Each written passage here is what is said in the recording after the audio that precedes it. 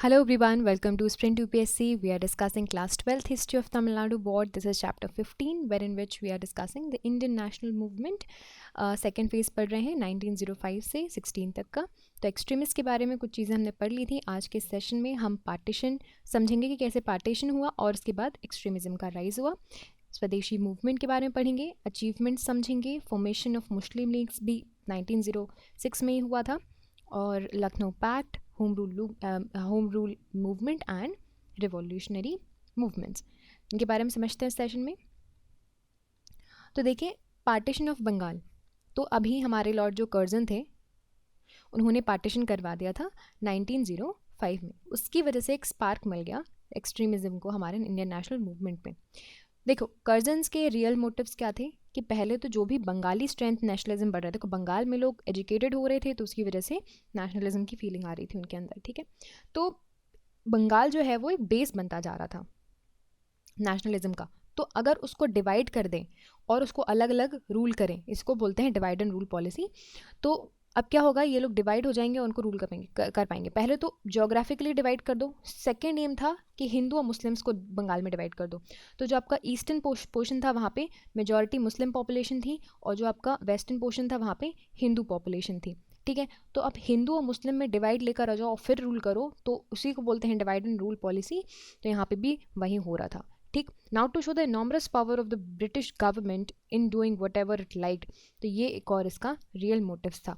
तो अब ये जो मेजर आपका जो सेंटर एपी सेंटर बनता जा रहा था नेशनल मूवमेंट का बंगाल, उसको डिवाइड एंड रूल करके ये चीज़ें चलाना चाह रहे थे। ये मोटिव था आपके कर्जन का। तो जैसे ही पार्टीशन हुआ 1905 में, 16 अक्टूबर 1905 में जिस दिन पार्टीशन हुआ, बंगाल के लोगों ने प्रोटेस्ट मीटिंग ऑर्गेनाइज करी और they observed a day of mourning.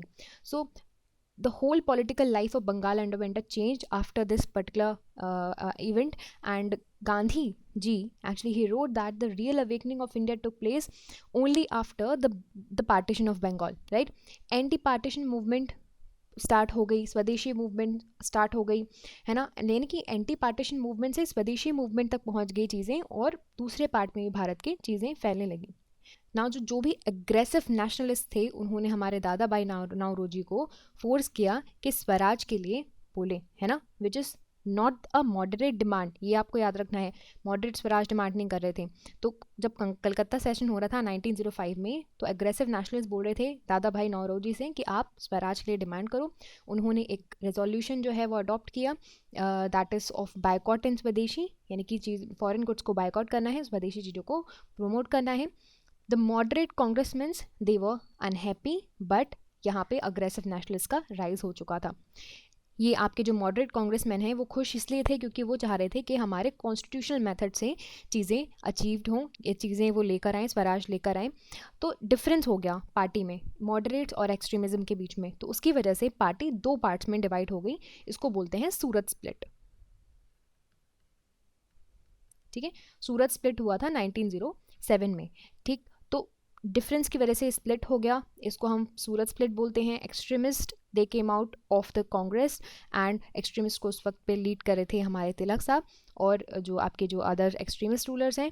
तो उस तरह से आपके दो तरह से पार्टीशन में ये आपका कांग्रेस भी बट गई। स्वदेशी मूवमेंट की बात करते हैं, तो स्वदेशी मूवमेंट में बेसिकली ये लोग चीज़ों को बायकॉट कर रहे थे, ठीक है। बायकॉट वो सारी सर्विसेज जो कि गवर्नमेंट प्रोवाइड कर रही थी, जैसे कि कोर्ट, स्कूल, कॉलेज, और जो फॉरेन के गुड्स होते थे, है ना, और वो स्वदेश में जो बन रही चीज़ें होती थी उन चीज़ों को प्रमोट कर रहे थे नेशनल एजुकेशन को। कैसे? Schools, national schools and colleges बना के।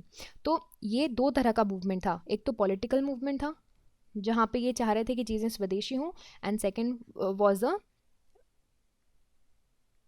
Economic movement. अब इकोनॉमिक मूवमेंट कैसे? इकोनॉमिक मूवमेंट की देखो, अगर हमारे स्वदेशी चीज़ों का प्रमोशन होगा तो इंडियन इंडस्ट्रीज़ का भी प्रमोशन होगा, उनकी इकोनॉमी अच्छी होगी।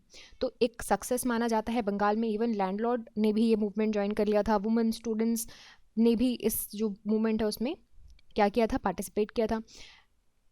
जो स्टूडेंट्स थे they refuse using the books that were made of the foreign paper, right. तो इस तरह से आपका पूरा स्वदेशी मूवमेंट चल रहा था। तो अब गवर्नमेंट जो थी उस वक्त पे, ब्रिटिश गवर्नमेंट थी, उसने काफ़ी टफ मेजर्स लिए थे। उन्होंने बहुत से पास किए एक्ट जिसकी वजह से उन्होंने पूरे मूवमेंट को क्रश करने की कोशिश की। दो जो स्वदेशी वॉलंटियर्स थे they were beaten by very very badly and the cry of Vande Mataram was forbidden, यानी कि अब जो वंदे मातरम जो लोग बोल रहे थे वो आप नहीं बोल सकते। School college they were want not to allow the student to take part in this movements और else they would be stopped. Okay, यानी कि जो अगर आप कोई स्कूल में हो, एक्स स्कूल में हो या फिर कॉलेज में हो, तो यहाँ पे के स्टूडेंट्स अगर पार्टिसिपेट करेंगे इस पर्टिकुलर मूवमेंट में तो कॉलेज में जो एड प्रोवाइड होती है, फाइनेंशियल एड होती है, तो वो सारी चीज़ें बंद कर दी जाएगी। इंडियन गवर्नमेंट एम्प्लॉयज़ ने अपनी जो जॉब्स है वो लूज़ कर दी। एक्सट्रीमिस्ट लीडर्स जैसे कि बाल गंगाधर तिलक, लाला लाजपत राय, बिपिन चंद्रपाल, अरविंद घोष, इनको जेल भेज दिया गया and they were deported also, right. So इस तरह से आपका पूरा स्वदेशी मूवमेंट चल रहा था। नाउ लेट्स टॉक अबाउट कि किस तरह से आपका अचीवमेंट था एक्सट्रीमिस्ट के।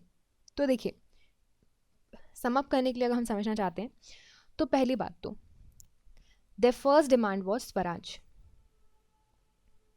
And as a matter of birth right they were saying कि ये हमारा जन्म सिद्ध अधिकार है। ऊपर से यहाँ पे अब क्या इन्वॉल्व हो गए थे, मासेस वर इन्वॉल्व, वुमेन, स्टूडेंट्स, आपके लैंडलॉर्ड्स, हर एक सेक्शन से सोशल बेस्ड जो नेशनल मूवमेंट था वो बढ़ चुका था, वो ब्रॉड हो चुका था, ठीक है। और एक इसको आप मान लीजिए एक ऑल इंडिया पॉलिटिकल मूवमेंट की तरह ये चल रहा था, ठीक। स्वदेशी मूवमेंट चल रहा था। Now let's talk about Muslim leagues का कैसे फॉर्मेशन हुआ 1906 में। तो मुस्लिम डेलीगेट्स सारे पूरे भारत से ये डेक्का में मिले जो अभी बांग्लादेश में है, और ये एक्चुअली मिले थे for the Muslim educational conference.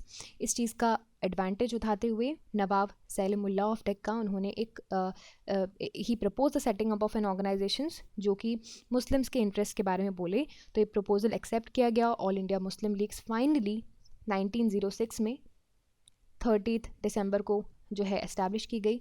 दूसरे जो ऑर्गेनाइजेशन जैसे इंडियन नेशनल कांग्रेस, उन्होंने एनुअल सेशंस वगैरह रखना स्टार्ट कर दिए, अपनी डिमांड्स ब्रिटिशर्स के सामने रखना शुरू कर दी। इनिशियली उनको ब्रिटिशर्स का काफ़ी अच्छा सपोर्ट मिला एंड उनका सबसे पहला जो अचीवमेंट था वो था सेपरेट इलेक्टोरेट। अब सेपरेट इलेक्टोरेट क्या होता है? सेपरेट इलेक्टोरेट में क्या होता है, जैसे कि अगर आप हिंदू हो, आप मुस्लिम हो, राइट, तो सपोज एक कॉन्स्टिट्यूएंसी है, ओके, तो उस कॉन्स्टिट्यूएंसी में अगर कोई एक मुस्लिम लीडर खड़ा हो रहा है तो इनको वोट देने सिर्फ मुस्लिम लोग ही जाएंगे, यानी कि इनको जो वोटिंग्स होगी वो मुस्लिम लोग ही देंगे। तो सेपरेट इलेक्टोरेट का सिस्टम वही होता है। तो ये सबसे पहला इनका अचीवमेंट था जो मॉन्टे मिलो रिफॉर्म्स आए थे, जो भी हम आगे जाके पढ़ेंगे। तो जो मिंटो मॉडल रिफॉर्म्स था उसमें सेपरेट इलेक्टोरेट का अचीवमेंट था, ठीक है। लखनऊ पैक्ट के बारे में बात करते हैं 1916 के बारे में। तो during 1916 Congress session at Lucknow it has 2 major events occurred. पहली बात तो जो डिवाइड हुआ था कांग्रेस की में, देखा हमने कांग्रेस 1907 में स्प्लिट हो गया था, अब 1916 में क्या हो गया, यूनाइटेड हो गया। कहाँ पे? लखनऊ में। अब an understanding for joint session against the Britishers was reached between the Congress and the Muslim League and it was called the Lucknow Pact। तो अब किन दोनों के बीच में क्या हो रहा है, मिलन हो रहा है INC और ML के बीच में, यानी कि Indian national Congress and Muslim leagues के बीच में। लखनऊ एक्ट को साइन करने के बाद दोनों ने एक, जब हम बात करते हैं ना, जब दोनों ने जो ये लखनऊ एक्ट पास किया, ये एक आप मान लीजिए इनिशियल स्टेप था for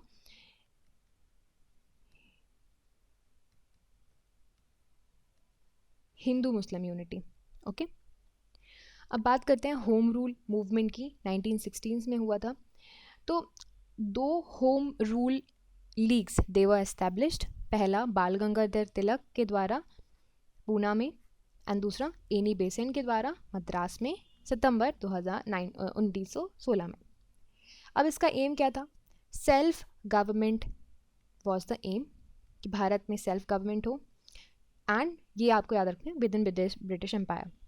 So it believed freedom was the natural right for all the nations and moreover the leaders of the home movements thought that India's resources are not being used for her needs, okay।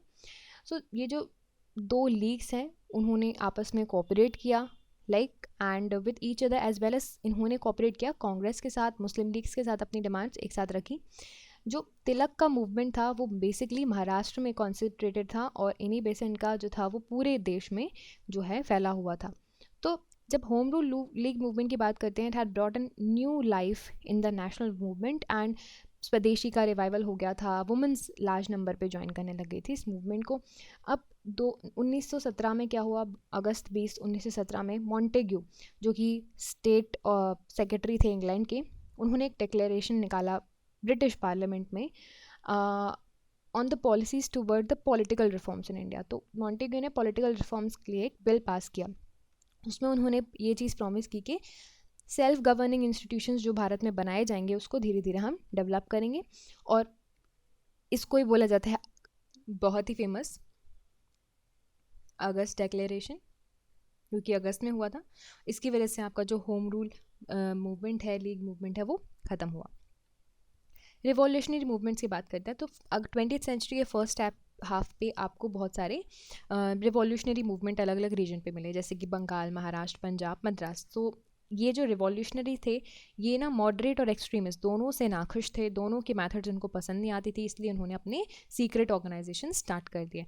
तो बंगाल में अनुशीलन समिति, जिसको बोलते हैं बंगाल अनुशीलन समिति and जुगंतर, ये establish किए गए। महाराष्ट्र में सावरकर ब्रदर्स ने सेटअप किया था अभिनव भारत। मद्रास प्रेसिडेंसी में Bharat Mata association was started, it was started by Nilakantha ब्रह्मचारी।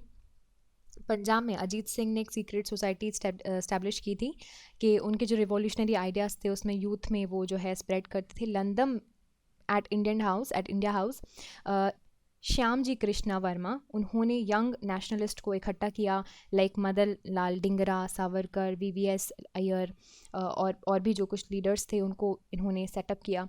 ठीक है, अब लाला हरदयाल जी ने सेटअप किया था गदर पार्टी USA में। ठीक है, इसमें भी रिवॉल्यूशनरी एक्टिविटीज़ वो इंडिया के भारत के बाहर से वो सेटअप कर रहे थे और प्रमोट कर रहे थे, ऑर्गेनाइज कर रहे थे। सो इस तरह से आपका ये हो गया है पूरा एक्सट्रीमिस्ट मूवमेंट। भारत के इंडियन नेशनल मूवमेंट में एक्सट्रीमिस्ट का क्या रोल था वो हमने अब सेशन में समझ लिया। अब नेक्स्ट सेशन में हम पार्ट 3 पढ़ेंगे, फेज़ 3 पढ़ेंगे। ठीक है, 1916 के बाद का फेज़ पढ़ेंगे। तो अब तक के लिए इतना ही। I hope you like this video and if you did you can subscribe to the YouTube channel for more videos and updates, and also you can download the Sprint UPSC app to practice book chapter and topic wise. Remember, candidates just reading books and watching videos are not going to help you out unless you practice thoroughly. So identify your mistakes and work to improve your performance, and Sprint UPSC is the perfect app to do all of this. अगर आपको video पसंद आया हो तो हमारे YouTube channel को subscribe कीजिए और वीडियोज़ एंड अपडेट्स के लिए साथ ही साथ डाउनलोड कीजिए Sprint UPSC ऐप। यहाँ पर आप अपनी books chapter and topic wise practice कर सकते हैं। देखिए, सिर्फ बुक पढ़ने से और वीडियोस देखने से मदद नहीं मिलेगी। जब तक आप अच्छे से प्रैक्टिस नहीं करोगे तो अपनी मिस्टेक्स को जानिए, परफॉर्मेंस को इम्प्रूव कीजिए, और Sprint UPSC के लिए परफेक्ट ऐप है। I will see you soon in the next video. Thank you very much.